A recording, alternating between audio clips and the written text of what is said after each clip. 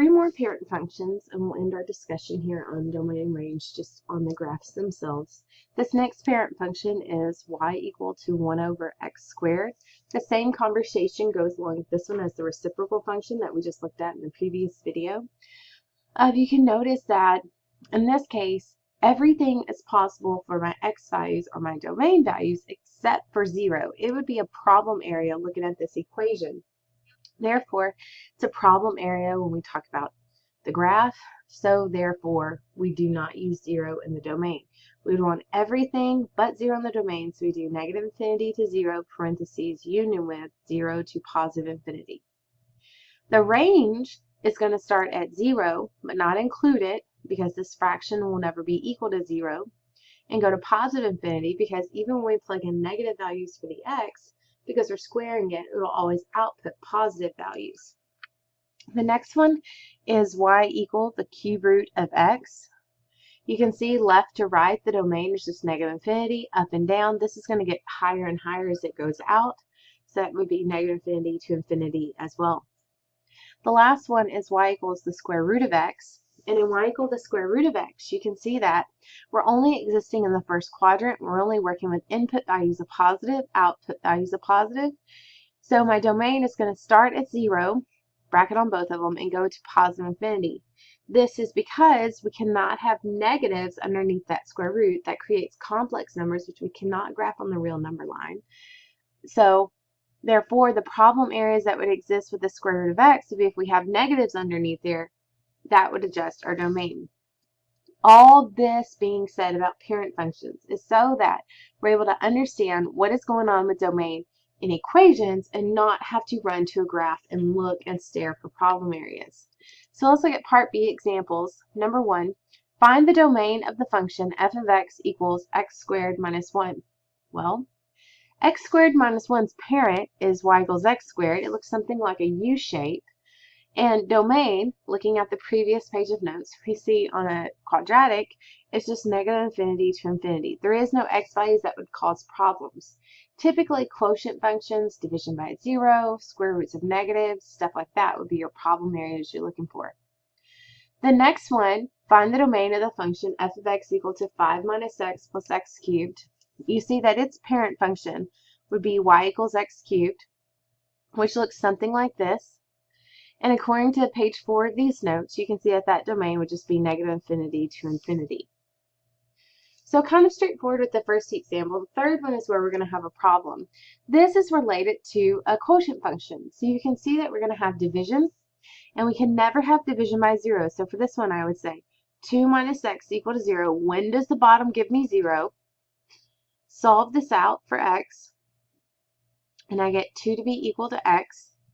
So therefore, what is the interval or the domain of this function? Everything but 2. So I would say negative infinity, comma 2, union with 2, comma positive infinity.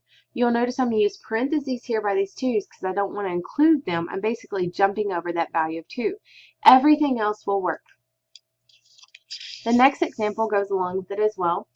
Define the domain of f of x equal to x plus 28 over x minus 2, x plus 3. Again, I have a quotient function. I have like a big fraction going on. So my problem area would be if this bottom was equal to 0. Now, you're not always guaranteed that's going to be factored out. You might have a quadratic in there within your homework, so you might have to go back to previous sections, use your skills of factoring in order to solve for x. This one's already been factored out, so I'm just going to set both pieces equal to 0 and solve. So I get x to be 2. And I get x to be negative 3. So those would cause me 0, division by 0. Those would be my problem area. So I would say this domain would be, I'm going to write this one in set builder notation, x such that x cannot equal 2 or negative 3. So I wanted to write that one in set builder notation because I just want to kind of come back to that idea of it. Make sure you're aware that, we can write these in different notations. The other ones we wrote in interval notation. But again, we're looking for problem areas when we're looking at the equation in order to determine the domain or all possible x values. The next one has a different kind of problem area. It says, find the domain of the function f of x equal to square root of 7 minus x. So it's not a case of I'm going to have division by 0. And I can relate this back to a parent function. This would be similar to our square root of x, that last parent function we looked at on page 5. And so with this one, it goes to the conversation of when you have a radical or square root, you cannot square root a negative number. So therefore, I need this stuff under here, 7 minus x, to be greater than or equal to 0, meaning I need it to be positive. So I'm going to use my skills for solving an inequality. I'm going to add x to both sides, giving me 7. It's greater than or equal to x. So this would be my domain for this function. 7 has to be greater than or equal to x, so I could write it as an interval negative infinity to 7, and I can include 7 because having a 0 under the square root is fine. We just can't have a negative. So sometimes we need to understand our parent functions, sometimes we need to look for problem areas such as division by 0 or the square root of a negative, etc. Or sometimes we might just be faced with a graph. Find the domain and range of the function. Remember, my domain is my left or right. My range is kind of my up and down. So when I'm looking at this and I'm looking at what would my domain be for this function, you can see the furthest left it goes is -3. The furthest right it goes is 2. There's no other values or there's no other pieces of the line out here. It has an open circle at 2, so I'm going to do a parentheses. It has a closed circle at -3, so I'm going to do a bracket. So my range would be my top to bottom. You can see here's the lowest on the y-axis that it goes, -5. And here's the highest it goes, which is 4. -5, it has a very prominent solid dot. At 4, it does have a value right here at the top of this curve. It doesn't have a very prominent colored in value because they only do those at the end points, but it does have a value there. If it had an open circle, that means it wouldn't have a value. So I would also have a bracket on it as well. So I want to make sure you understand not only how to find domain and range from equations and parent functions, but you also understand how to find domain and range when you're looking at a graph and just looking at a piece of a function. Which leads us into our last content that we want to do for this section. In part 3, we're going to be looking at something called piecewise functions. Piecewise functions are different pieces of function that we have put together for a given situation. The way these can be read is we have f of x equal to, and you see we have a bracket, and it's going to group equations together. Now I'm not going to use each equation every single time I'm working with this. I'm going to look at this part over here. So I'm going to look at my conditions first. And then after looking at those conditions, I can see whether or not I need to use the equation to the left of it.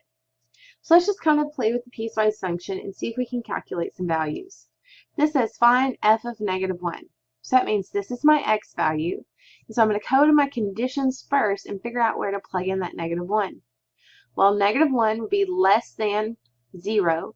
So that means I'm only going to use this first equation to evaluate at -1. So I'm going to say 4 times -1 minus 10, which gives me -4 minus 10, which is -14. I am not going to plug into the other equation as well. That's only when x is greater than 0. -1 is not greater than that. Then I'm going to find f of 0. So 0, I come back up here to my conditions. This is where it's equal to 0. So now I'm going to use the bottom equation. So 4 times 0 minus 20 just gives me -20. Lastly, I want to find f of 2. 2 would be greater than or equal to 0, so that means I'm only going to use the bottom equation. So I'm going to plug 2 into that equation. And that gives me -12. So when you're working with piecewise functions, you need to make sure that you look at the conditions, figure out which conditions it fits into, and then you'll be able to use the equation that's associated with that condition. You do not use all the equations every time. When you look at this next example here, it says a cell phone company uses the function below to determine the cost C in dollars for a gigabyte of data transfer. Find the cost using 1.5 gigabytes and find the cost using 4 gigabytes. So you'll notice here are my conditions. And then based off those conditions, I'll use the equation that's associated with it. So 1.5 gigabytes would fit into this model between 0 and 2. So that means what would be the cost? Just $25. That's just a constant function. I'm not going to do 1.5 times 25. I'm only going to pull the 25 out. And that's because basically they're saying you pay $25 a month to get 2 gigs of data. Period. You use less, no big deal. You use more, we're going to have to go into overage charges. So say if I'm using 4 gigabytes of data, I'm going to have to go into this function because 4 would be greater than or equal to 2.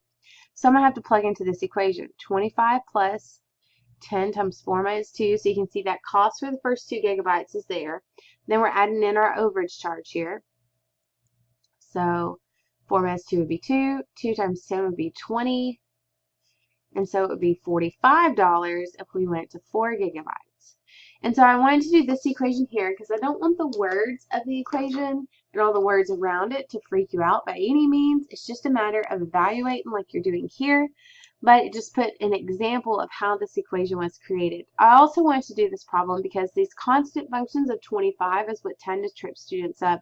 They're so simple, you think there's more that you have to deal with them. So when we're looking at piecewise functions overall, we're taking different pieces of functions and putting them together, and their graphs look crazy too because you're taking straight pieces and U-shaped pieces and you're putting it all together, and so you get this kind of graph that looks abnormal or not like our parent functions. So I hope this helps for 1.8. Please contact me by Canvas message if you have any questions along the way, and I hope you're able to complete the homework successfully.